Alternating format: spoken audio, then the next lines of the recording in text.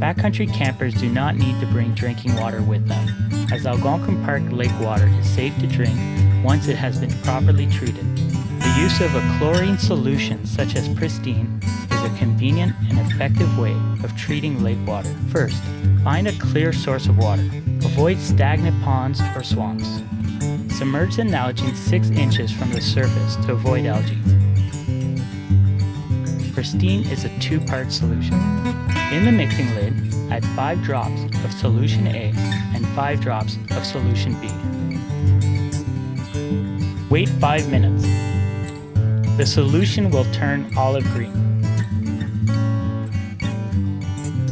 Add the solution to 1 liter of lake water. Shake vigorously.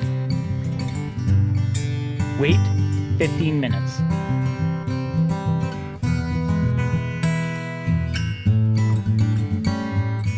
Success! Your water is safe to drink.